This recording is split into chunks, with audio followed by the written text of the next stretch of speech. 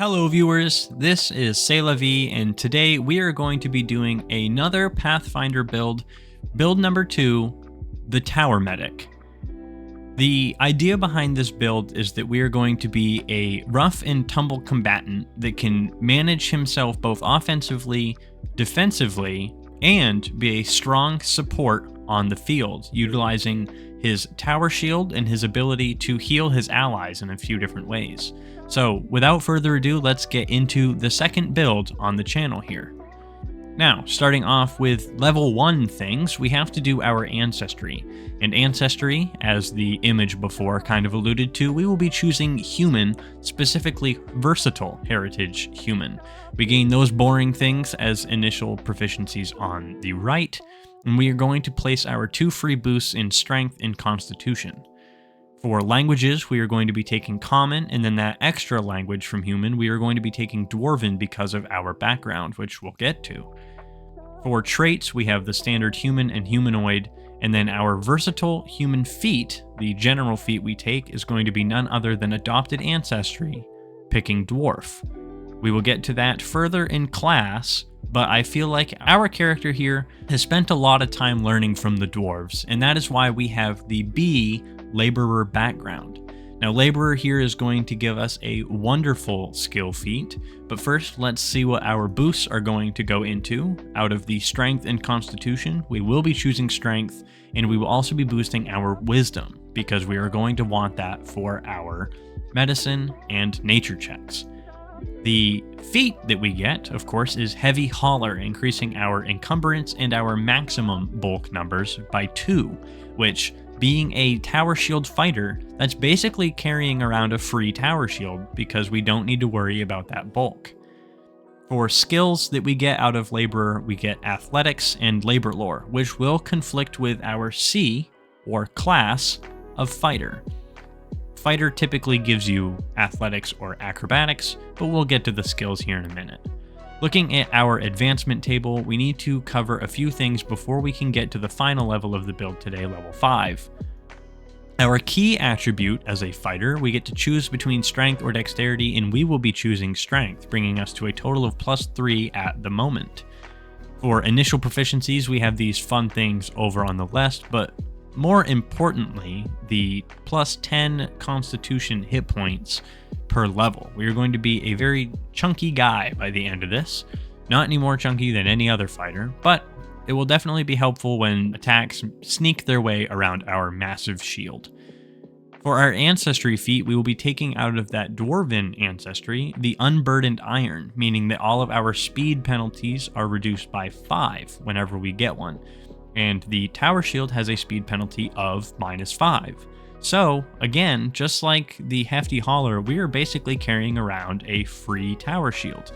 From Fighter, we are going to get the basic Reactive Strike, Shield Block, and then we are going to be choosing Sudden Charge, because that means that we can, as 2 actions, stride twice, and then attack, theoretically for free, leaving us that action that we can raise our shield.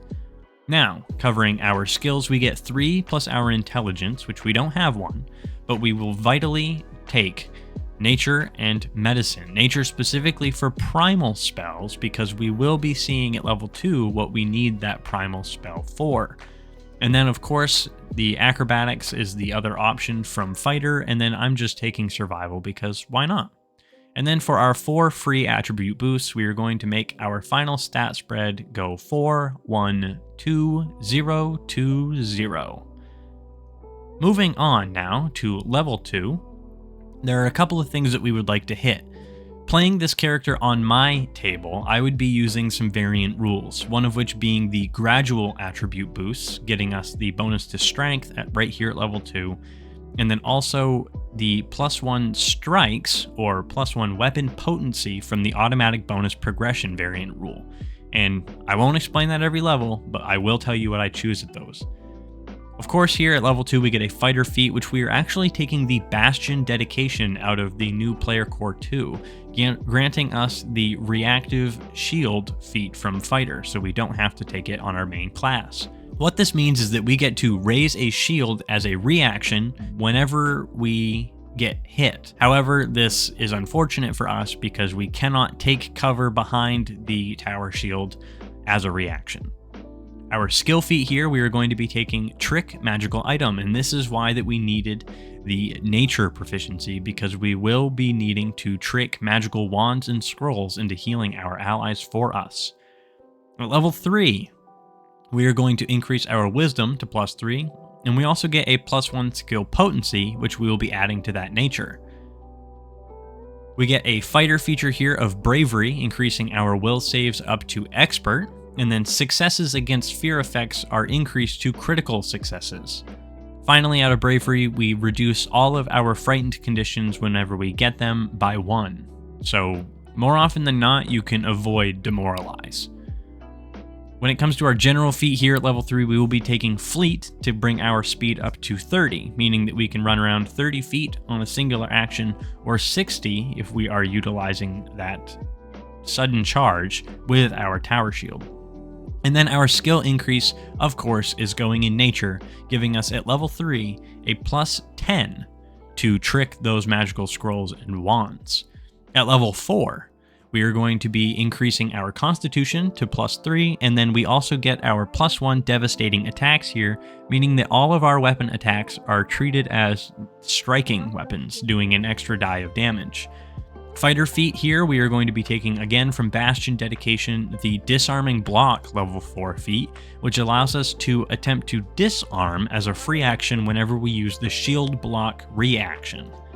We also gain here another skill feat, which we will of course be taking Battle Medicine, allowing us to heal as one singular action on our turn.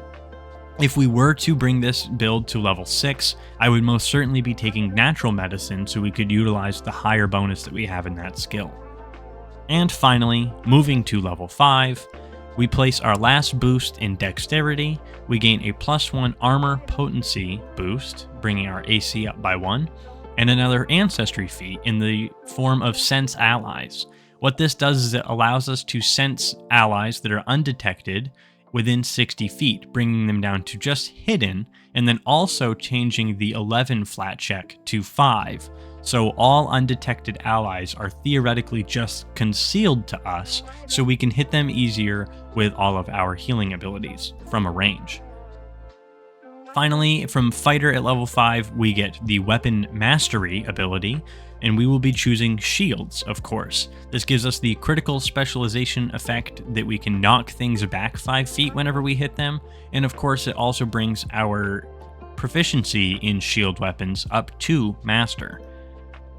We also gain a skill increase here, and because of that disarming block, we are going to be taking our athletics up to expert.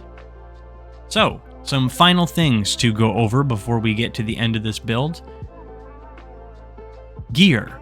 If I were to play this character as a player on a table, starting at level 5, you get 280 gold. I would purchase this list of things here. Considering that he worked in the field, I would take a pick because it's like a tool and a weapon.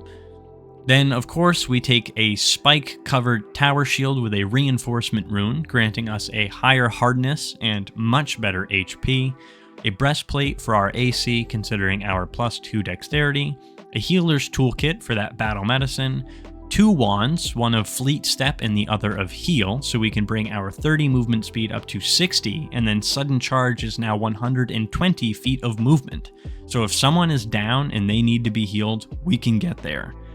Also, we're going to take some temporary heals through the version of Scrolls, and then of course as an adventurer, we take an adventurer's pack, and so we can reduce our bulk with that backpack. Actions on our turns would probably go something like these over here. The Strike, Raise, and Cover, of course, is a very basic turn that would allow us to attack with our full bonus, and then get the +4 to our AC. We also could raise our shield and then trick a magical item at this level +13 to heal something from a distance. Then we could 2-action Sudden Charge and raise our shield after the strike, or we could Sudden Charge to get to an ally and then Battle Medicine and heal them. So Again, this is not the only way to play this character, or the best way to play this character. However, it's the way that I think would be really fun. And that's all I had for you today. So, guys, if you liked the build, leave a like on this video. If you disliked it, give it a dislike. If you have anything that you would like to say to me or the other people of YouTube, leave that down in the comment section below. But no matter what, I would like to leave you by saying have a good night, or good morning, or good evening, or good afternoon, whatever it is for you. Just have a good day. This has been Say-La-Vee, and bye-bye.